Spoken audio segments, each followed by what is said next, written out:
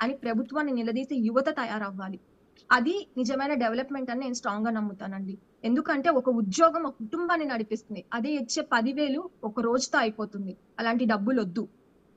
ఉద్యోగం తెచ్చుకోండి. ఎదగండి. మీ చుట్టూ ఉన్న నలుగురికి ఉపాధి కల్పించండి. అది డెవలప్‌మెంట్ అంటే. అలాంటి ప్రభుత్వం వస్తుంది. మా ప్రభుత్వం ఖచ్చితంగా అదే. అమరావతి ఒక్కటి కన్‌స్ట్రక్ట్ అయితే చాలండి. పోలవరం ఒక్కటి కన్‌స్ట్రక్ట్ అయితే చాలండి. రాష్ట్రం ఎలా ఉండబోతుందంటే ప్రపంచం మొత్తం మన రాజధాని అమరావతి వైపు, మన రాష్ట్రం వైపు చూసేలా ఉండబోతుంది పరిపాలన. నాది గ్యారంటీ. స్వాతి, ఈ 5 ఏళ్ల పాలనని మీరు గతంలో చూశారు. అనేక బాధలు అనుభవించారు. బాధలు అనుభవించి వాళ్ళని దగ్గరగా చూశారు. మీరు మీ ప్రొఫైల్‌లో యాక్చువల్‌గా హిప్నోథెరపిస్ట్‌గా ఉన్నారు. హిప్నోథెరపిస్ట్ మీను ఇలాగా అవును. ఉండే పనుల్ని ఒక థెరపీ ద్వారా దారిలో తెచ్చే అవకాశం ఉంది. వైసీపీ వాళ్ళకి నాయకులకు గాని ఎలాంటి థెరపీ ఇవ్వబోతున్నారు మీరు ఇక్కడికొచ్చిన తర్వాత? నాకు ఎప్పుడూ ఒక ఆలోచన ఉండేదండి. చెప్పొచ్చో లేదో నాకు తెలీదు. నాకు జగన్మోహన్ రెడ్డి గారిని ఎప్పుడైనా కలిసే అవకాశం వస్తే, ఒక 10 నిమిషాలు ఆయన ఫేస్‌ని చూడాలనిపిస్తదండి. ఎందుకంటే, ఆయన లోపలున్న అంత క్రిమినల్ మైండ్‌ని అంత ప్లెజెంట్ ఫేస్‌తో అంత కూల్‌గా ఎట్లా ఉంటారు అని. నాకు ఆయనని హిప్నోటైజ్ చేయాలని ఉందండి. నాకు ఒక్కసారి అవకాశం వస్తే ఖచ్చితంగా హిప్నోటైజ్ చేయాలని ఉంది.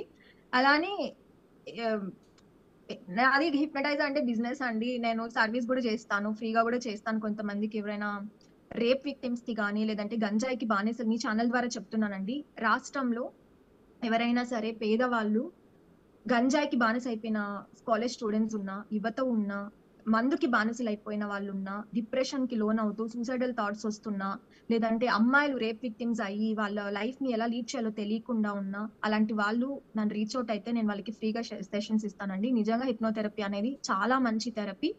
ఇది అందరికి తెలియాల్సిన ఒక ఒక థెరపీ అండి. అందరూ యూజ్ చేసుకోవచ్చు దీన్ని. దీనివల్ల అమేజింగ్ రిజల్ట్స్ ఉంటాయి. ఇది ఎంత వండర్‌ఫుల్‌గా వర్క్ అవుతదంటే నేను ట్రైన్ అయిన తర్వాత మా ఫాదర్‌కి యూజ్ చేశానండి. మా ఫాదర్‌కేంటంటే పారలైజ్ ఇందాక చెప్పాను గదా! ఆహ్, కాళ్ళు చేతులు వర్క్ అవ్వవు. మాటలు రావు. మా డ్యాడీకి ఫిజియోథెరపీ ఇచ్చినప్పటికి అంత ఇంప్రూవ్‌మెంట్ లేదు. నేను ఆన్‌లైన్ సెషన్స్ ద్వారా కొన్ని హిప్నోథెరపీ సెషన్స్ ఇవ్వడం జరిగింది.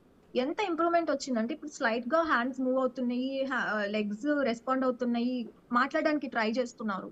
So, it's an amazing therapies ఎవరికైనా సరే మనీ అఫోర్డ్ చేయలేని వాళ్ళుండి, వాళ్ళ పిల్లలు బాగుపడాలి, అడిక్షన్‌కి గురైన వాళ్ళుంటే definitely I will help them. నన్ను అప్రోచ్ అవ్వచ్చు. స్వాతి గారు, మీరు కలలుగన్న ప్రభుత్వం ప్రమాణ స్వీకారం జరగబోతుంది 12వ తేదీన. వస్తున్నారా? విజయవాడ అవునండి. వస్తున్నారా ప్రమాణ స్వీకారానికి దగ్గరుండి చూడడానికి? ఈ ఈ ప్రమాణ స్వీకారం కోసం 5 సంవత్సరాలుగా 1000 కళ్ళతో ఎదురు చూసానండి. కాకపోతే నేను ఈసారికి మాత్రం టీవీలో చూసి సరిపెట్టుకోవాల్సిన పరిస్థితి. నేను అతి త్వరలోనే వస్తున్నాను. ఈ నెల 17న శంషాబాద్ ఎయిర్‌పోర్ట్‌లో దిగబోతున్నానండి. ఓకే స్వాతి గారు, ఫైనల్‌గా చెప్పండి. స్వాతి రాజకీయ భవిష్యత్తు ఏ విధంగా ఉండబోతుంది? ఇప్పటివరకు ట్వీట్ ద్వారా ఒక ప్రభుత్వం రావడానికి, లేకపోతే ఇంకో ప్రభుత్వాన్ని ఎండగట్టడానికి మీరు చేసిన ప్రయత్నం కావచ్చు, లేకపోతే మీరు చేసిన ధైర్యం కావచ్చు, అంతా ఇంత కాదు. స్వాతిని రాజకీయాల్లో ఎలా చూడబోతున్నాం? నేను రాజకీయాలని చెప్పలేను కానీ అండి, నా నా నాదెప్పుడు సర్వీస్ మైండెడ్ అండి మైండ్ సెట్ అండి. నా సర్వీస్ మైండ్ సెట్ నా నా అంటే ఇప్పుడు హిప్నోథెరపీ గురించి మాట్లాడాను. అలానే ఆ సర్వీస్ పొలిటికల్‌గా యూజ్ అవుతుంది అనుకుని చంద్రబాబు నాయుడు గారు అనుకున్నా, లేదంటే లోకేష్ అన్న భావించినా, ఆ వైపు ఆహ్, పార్టీ ఏ నిర్ణయం తీసుకుంటే ఆ నిర్ణయానికి తలొంచుతాను. లేకుండా ఉన్నా నా థెరపీ ద్వారా ప్రజలకి దగ్గరగానే ఉంటాను. సర్వీస్ చేస్తూనే ఉంటాను. కానీ నేనెంత బిజీగా ఉన్నా, ఎక్కడున్నా ఏపీలో ఉన్నా, లండన్‌లో ఉన్నా, యూకేలో ఉన్నా, ఎక్కడున్నా సరే పార్టీకి దగ్గరగా, ప్రజలకి దగ్గరగా మా ప్రభుత్వం చేసే మంచి పనులని నిరంతరం ప్రజలకి చేరేసే పనిలోనే ఉంటాను. నేనెక్కడ వెనక్కి తగ్గను. మీ అందరికీ అందుబాటులోనే ఉంటాను. థ్యాంక్ యూ స్వాతి గారు. Thank you very much. ఇది మనకి నా అభిమానం చంద్రబాబు నాయుడు గారి పైన, తెలుగుదేశం పార్టీ పైన ఎనలేనిది. ఎందుకంటే నాకు చంద్రబాబు నాయుడు గారంటే ఒక చిన్నప్పటి నుంచి ఒక తెలియని ఒక ఇన్‌స్పిరేషన్ అండి.